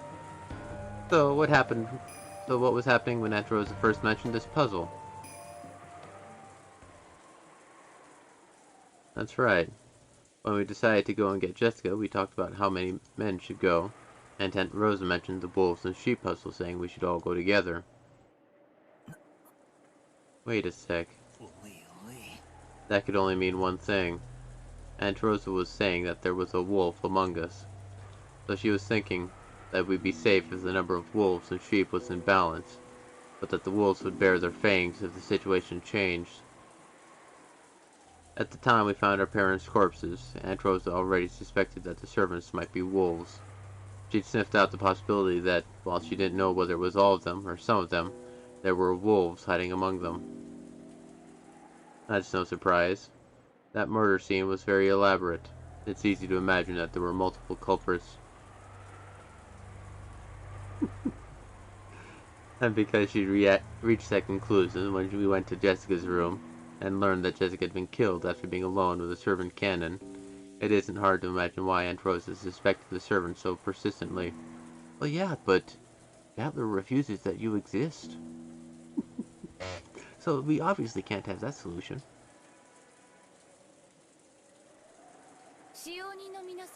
You servants, Goda-san is going to the kitchen to clean the dishes. Just in case, would you please all go with him? My apologies, everyone. Let us go as a group. Shannon, Kumasawa, we are going. Yes, coming. Well then, George-san, excuse me for now. Yes, take care. Aunt Rosa, could I go as well? I'm sorry, but would you remain here, George-kun? There's something I want to talk to you about. Is that so? Sorry, Shannon. Anyway, take care. Don't be alone. Yes. I'm sorry, Dr. Nanjo. I wanted to consult you about something. Yes, what could that be? The servants put the dishes and empty cans in the serving carts and started to head out into the corridor. Behind them, Aunt Rosa was talking to Dr. Nanjo about something in a small voice. Understood. I will go. Yes, I'm counting on you. Dr. Nanjo closed the book he had been reading, rose from the sofa, and followed after the servants. Aunt Rosa stuck her head out into the hallway, and after seeing that they were completely out of sight, she closed the door and spoke. Listen up, everyone. With that, everyone here is Nushiromiya. Yes, that's true. So you're saying that you chased out all the wolves, Aunt Rosa? With that one sentence, Aunt Rosa's gaze grew sharp. Apparently, she had picked up on the sarcasm. She laughed lightly. Your mind sure works fast, Battler-kun. I like clever kids. It means there's less to explain. Oh, Battler's smart? Can you solve this? Page 64 is hard. Oh. Maria, go watch TV for a bit. Mama wants to talk with Battler-kun and George-kun. Oh. Aunt Rosa, I heard about the puzzle from Battler-kun. I don't think it's wrong to be on guard, but I also think there's such a thing as being too suspicious. Yes and no. Whether the real culprit is Beatrice or not, there is a reason for us to suspect that the servants are in on it. In the first murder, where Nissan and the others were killed, they were treated very brutally, right? Did that look like something that could have been done alone? Maybe the mystery guest Beatrice-sama worked all night and did it all. And what about the master key in the door to Jessica's room? Isn't that proof that one of the servants was involved? Only the master key could have locked the door to Jessica's room, so we can only suppose that one of the servants did it. No, wait. Spin the chessboard around. That's strange, Aunt Rosa. After killing Jessica, why would the culprit go to all the trouble of locking the door? The fact that it was locked made it inevitable that the owners of the master key would be suspected. There is no reason for them to go to all the trouble of locking the door. That's right. It's just as Battler-kun says. There is no need for them to go to all the trouble of making themselves look suspicious. Yes, that's an interesting thought. Of course, I also thought that. If that's the case, then the person who locked it wanted to cast suspicion on the servants, and locked it without a master key. But that's impossible, right? That's right. If there existed some trick that could lock the door without a master key, that would make this a great disguise for casting doubt on the servants. If the culprit's goal was for us to isolate ourselves from the group so they could attack us one by one, this trick would also be effective at giving rise to paranoia. But there was no way to lock that door without using a master key. How can you be sure there's no way to lock that door without a master key? Isn't that a devil's proof, like Rudolph Nissan was talking about earlier? Maybe it was locked by some method we can't think of. Even if we can't think of a way, we can't deny the possibility of some unknown trick being used. That's true too, I guess. So is that it? No smoke without fire, again? I don't know the practical details of the trick, but I have a general idea. My apologies, but if we make the assumption that Kanekun was the culprit, it can be explained extremely easily, even as to why there was no corpse.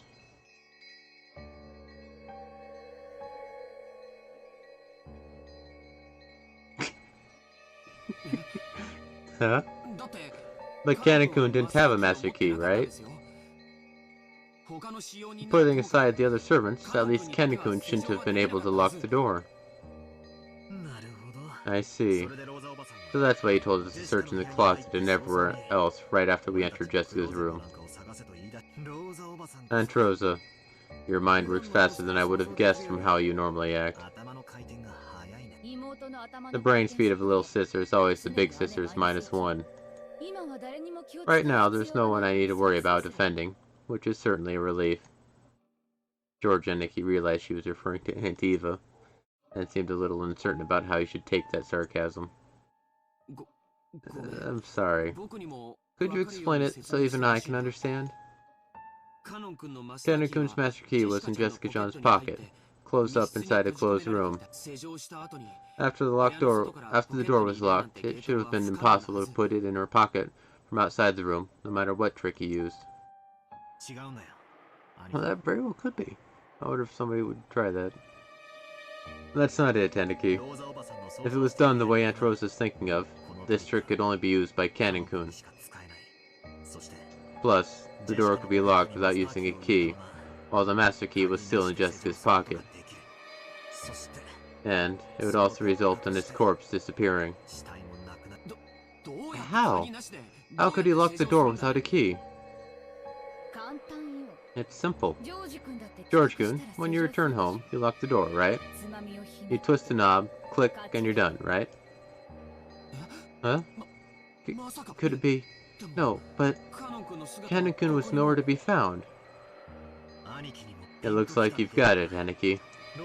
That's what Aunt Rosa was searching the room for. She was searching for Canon-kun, who had locked the door from the inside and stuck the key in Jessica's pocket, before hiding somewhere, waiting for us to walk right past him. It is a common thing. It was the simplest kind of closed room trick. It meant hiding inside the closed room after the murder was committed. Then, all he had to do was get out after those who discovered the body left, and the closed room murder would work perfectly. When we searched the room, we didn't find anything. But for all we know, that room might have had a hidden passage that only the servants know about. We don't know where such a thing might have been hidden. But if we assume that there was such a passage, we can conclude that it was impossible for everyone but him. Well, about that line of reasoning, I thought of that too at the very beginning. It's the kind of reasoning I hate most, so I wanted to destroy it right at the start. Canon was killed in this room, right? You apparently suspected that Canon was the culprit, so you made me repeat this to destroy that possibility right off the bat. Yes, I understand.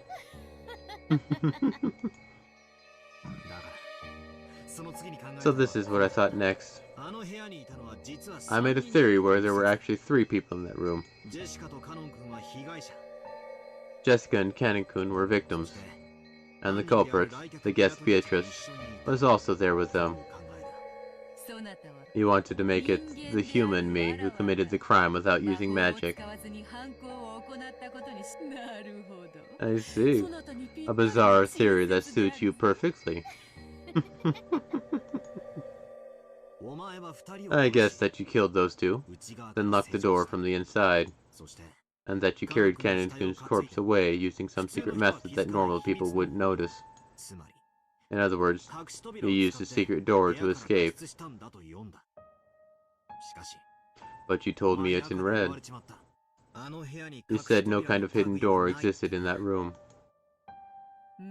Indeed. There can exist no secret passages that you are not aware of. Was it Knox who said it, or was it Van Dien? It seems that in mystery novels there must never be hidden passages. I simply followed that etiquette. So even without having to thoroughly search the room, a famous detective can conclude that no secret passages exist. Humans playing detective have it so easy. Damn you, talking so big. Thanks. Thanks to the mighty witch being so diplomatic, I get to conclude that the room has no hidden doors without searching the whole thing. Indeed. There are no hidden doors in this room. There is no way to get in or out other than the door and the windows. Which means that the theory Aunt Rosa was so confident in is wrong. Well, pretty cool, but have you ever had an actual secret passage anywhere? Also, annoyingly, it's impossible to disprove her theory. If you, the witch, say there are no hidden doors in red, then it's settled. However, no matter how much a human like me tries to argue against her, Aunt Rosa probably won't accept it. Humans can't prove there's no hidden door. It's the devil's proof. Damn. It sure is convenient being a witch. Yeah, therein lies the problem. Metam Battler has no effect on real Battler. No way. To call Cannon the culprit because of a hidden door we don't even know exists. I can't accept that. If you can't accept it, then find me a different theory that's more convincing. There is none. I've been thinking this whole time. There's no other option. George-kun, you and Shannon-chan are close, right? I imagine that's why you find it so hard to accept that all the servants are culprits. Even I don't want to believe that Shannon-chan is in league with the culprit. But whether they're all in it together or not, there's definitely a culprit, or maybe an accomplice in that group.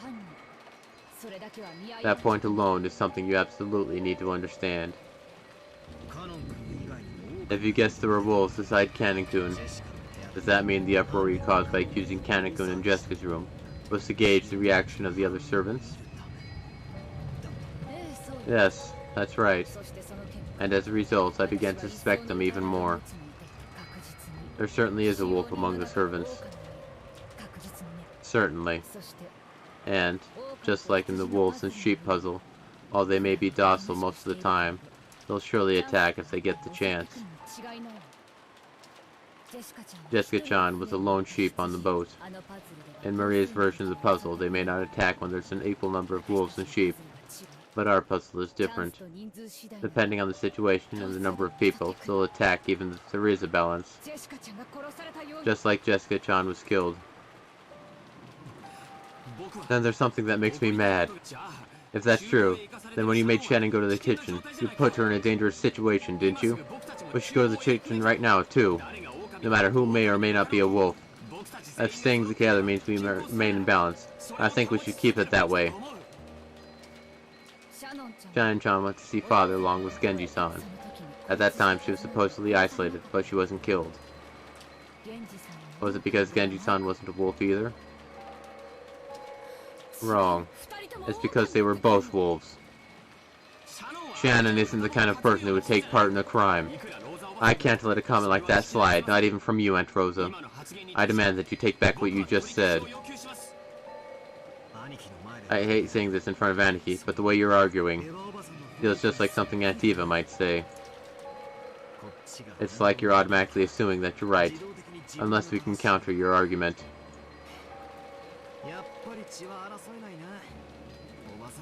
Look like you can't fight against your own blood after all, Aunt Rosa.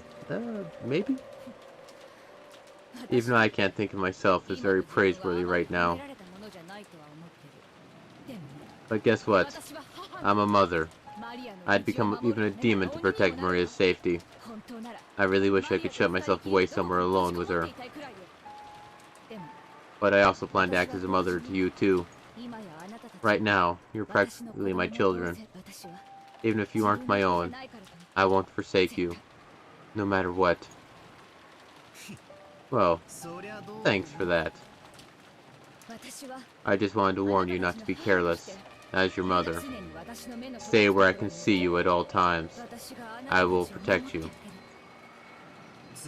And at the same time, you'll be observing us to make sure we aren't wolves. Yeah, thanks a lot for that. Oh, cinema. Yeah. Can't you, Aunt Rosa, prove that you aren't a wolf yourself? Yes, I can. That's a quick answer. How? With this. This is my proof. Aunt Rosa lifted her gun and pointed the barrel at me. But it was only for an instant. She immediately lowered the gun, laughing impishly. But to me, the time I spent staring down the barrel of that gun felt like an eternity. How does that gun prove that you aren't the culprit, Aunt Rosa? Think about it. What if I were the culprit?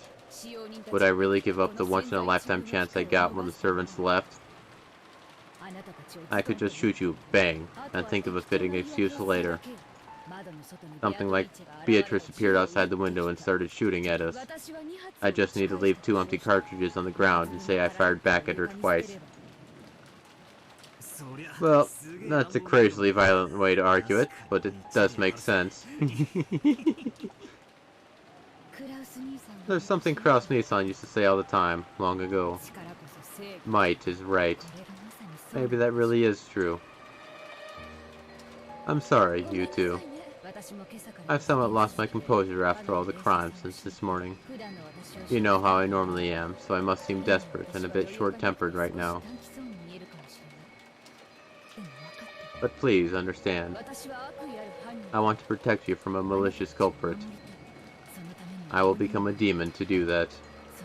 That's all there is to it. I'm sorry for saying something that's angered you. Adler-kun, George-kun. Let's make up. An unsatisfied expression rose to George Aniki's face. He probably couldn't forgive the damage done to Shannon's honor. What about me? Several bits of circumstantial evidence hinted at the servant's participation. I didn't want to believe that one of them was the culprit, or possibly colluding with the culprit, but in our current situation, that was little more than wishful thinking. Whom should I believe? In the first place, who is the culprit? Are there accomplices? And if so, how many? It seems I've only been suspecting the people we know. I quickly forgot that 19th person, the guest, Beatrice, who arrived yesterday and boldly claimed to be the Golden Witch. I could do that if you would like. In fact, I still haven't seen her face. I heard she greatly resembled the witch in that portrait, but since I haven't seen her directly, no matter how hard I try, it doesn't really feel to me like a 19th person is on this island. So I've been subconsciously hallucinating that the culprit's one of the 18. Damn it. Come out, Beatrice. If you're the bad guy, then act like the bad guy and show yourself, laughing in a high-pitched voice and mocking us. Just like a bad guy in one of those dramas who, even when they're exposed as the culprit, aggressively says, "Where's your proof?"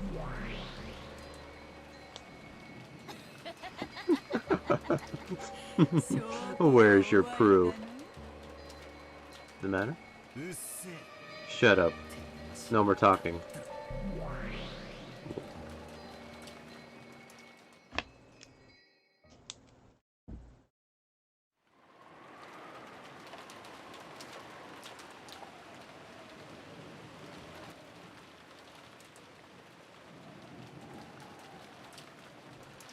Making notes on how to do that. The closed room. There you go.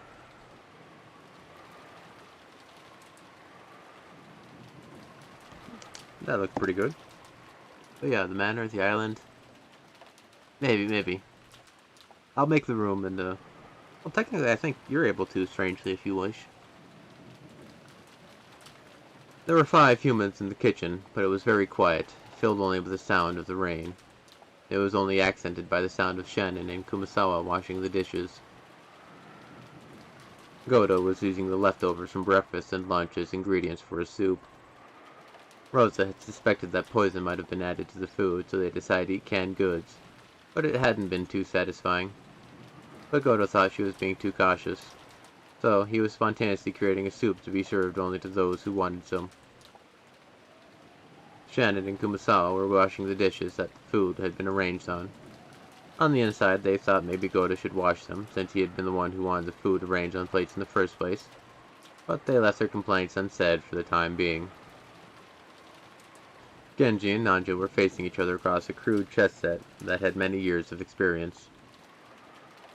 The game had still only just begun, and, because the opening game of those experienced players had been honed to perfection, it looked like a ceremony where they just moved specific pieces in a specific order. That's a nice aroma. You wouldn't get this from canned food. It was made only from sealed ingredients, so there won't be any poison mixed in. I am making enough for everybody, so please, eat. Of course, I will also taste for poison. Please, feel secure and eat. That really is a nice aroma. Goda-san, the food you cook really is delicious. Being able to create delicious food when you buy delicious ingredients is hardly special. My master taught me that a true cook needs to perfect their ability to make delicious food from whatever is on hand. Thank you. That was a good master. Thanks to him, it looks like we'll get to enjoy some truly delicious soup. Although, it is a shame that it was made from ingredients intended for all of the family members to eat. I'm sure Rosa-san is tired after everything that happened this morning. It is only natural. But thanks to God, we got to drink some soup made from delicious ingredients.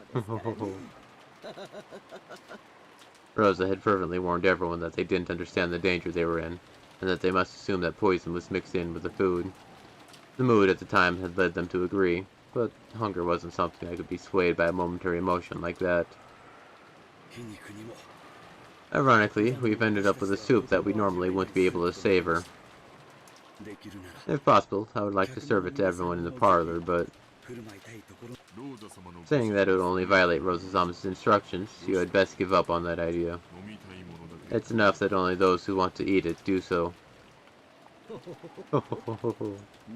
Skillfully taking a breather when no one's looking is also an important skill for a servant, isn't it? And Kumasawa cackled. Shannon and Goda laughed too. It seemed that, in this space where only their fellow servants were gathered, they could relax quite a bit.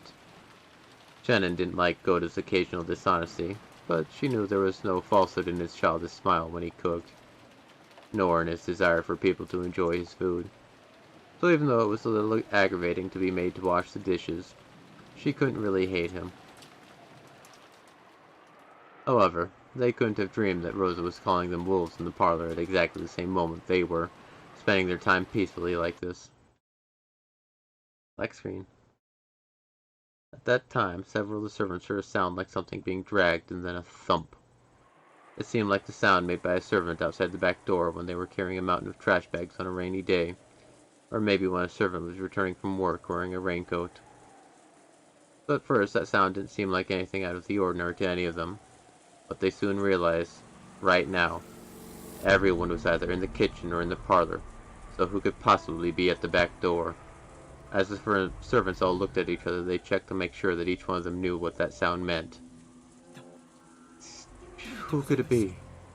The servants knew the mansion's layout well, so they understood how incomprehensible it would be for someone from the parlor to actually go outside in this typhoon, go all the way around, and come up to this back door.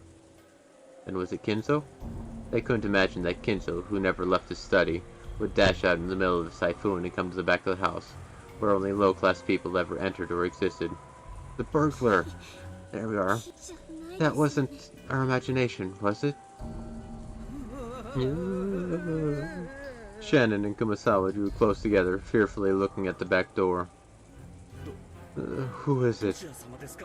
As Goda fearfully approached the back door, he called out, and his eyes flashed toward the butcher's knife that sat in his nearby sink. He didn't pick it up yet, because there was still a possibility that this was a member of the family. However, that possibility was possible. There was no response from across the door to Goda's initial question. Maybe his voice had been so quiet that it hadn't reached all the wind and rain outside. Genji-san. Yes. Stand back, Dr. Nanjo, and the women. Who in the world could it be? Genji took a knife with a classical design from a stationary box placed near the chest set. It is something to be used instead of a paper knife to open envelopes for statements of delivery and bills, but it was still a knife, so the blade on it could injure someone. Genji hit it in his sleeve with a well-practiced motion. Then he approached the back door himself, giving Goda a silent nod. Goda cautiously approached the back door, and slowly started to open it.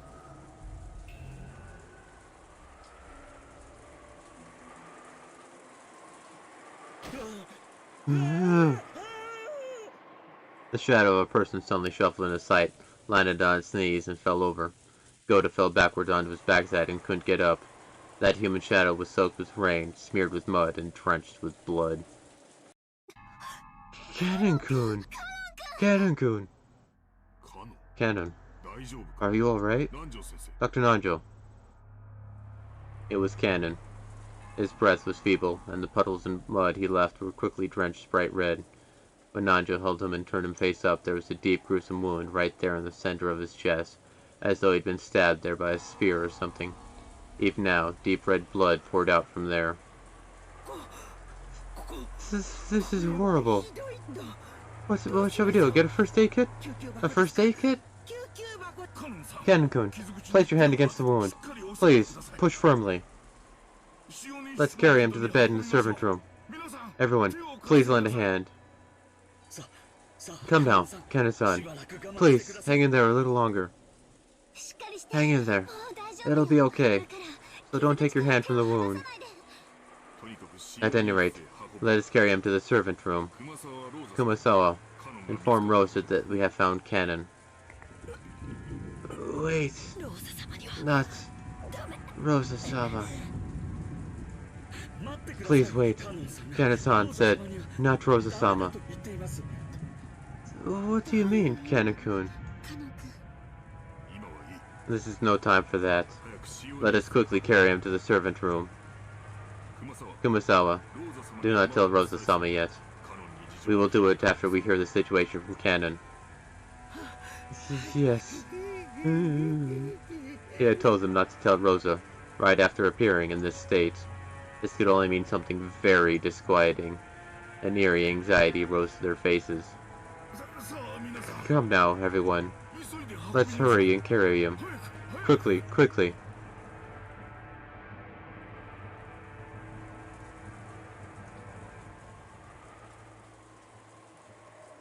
Cannon's wound was unbelievably deep, and judging from Nanjo's pale face, it was a miracle that he was still conscious. This is horrible. He appears to have been stabbed by something like a spear. If it hasn't reached the lungs, I might be able to do something. At any rate, we must stop the bleeding. I'm thinking that too. No matter how much Nanjo tried to wipe off that gushing deep red blood, he couldn't do it. He couldn't wipe it all away. And each time the wound was aggravated, causing Cannon to cry in anguish. Cannon-kun, Cannon-kun, Cannon-kun, hang in there.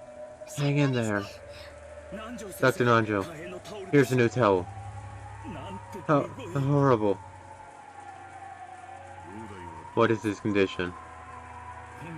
In all honesty, this is so severe that I cannot believe he is alive. Maybe the location of the wound was fortunate, but the blood loss is too horrible. A blood transfusion is necessary, but that will be impossible until tomorrow.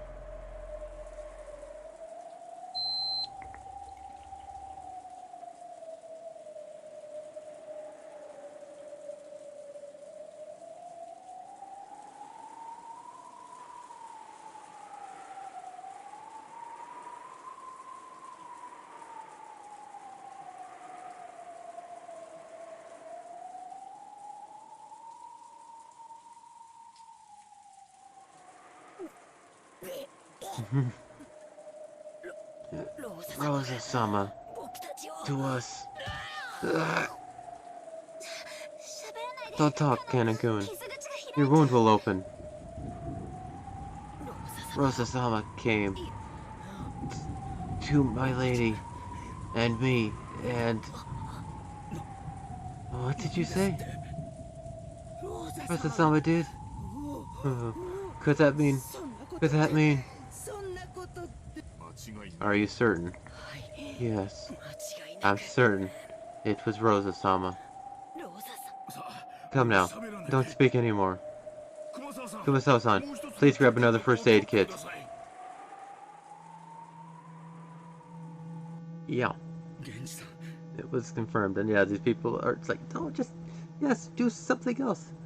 Kenshi-san, is it possible Rosa-sama did such a thing? I do not know. Disregarding Nanjo and Kumasawa, we were struggling hard and stained with blood as they tried to stop the bleeding. Genji and Goda faced each other. I think that's an okay spot to start.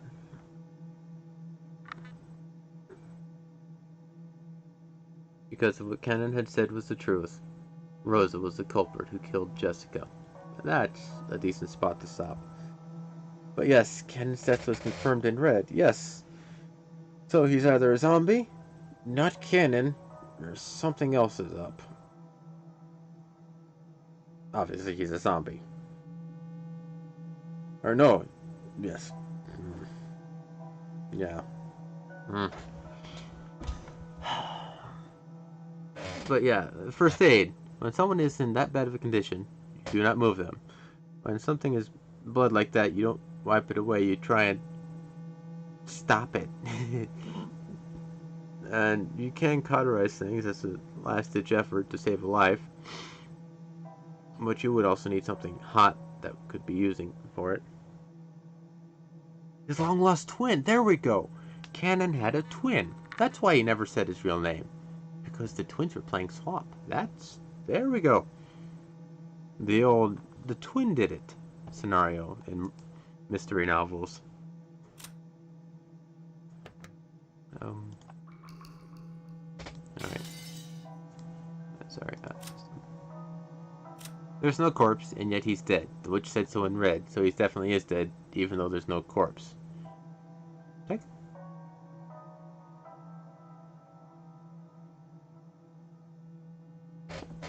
Okay. Anyway, on that confusing, contradictory note, I guess we'll call it a day. How can someone be alive and dead at the same time? Maybe he's part cat and is related to Schrodinger or something. I don't know. But anyway, it's take care, everybody. Have a good one. We'll figure out this mystery together, or fail trying in desperation. But yeah, once we finish the questions arc, I'll bring up Phoenix Wright. That's, I think, going to be a good one afterwards. Shake it up with a different one. Anyway, see you later, guys. But I have no idea when that's going to be.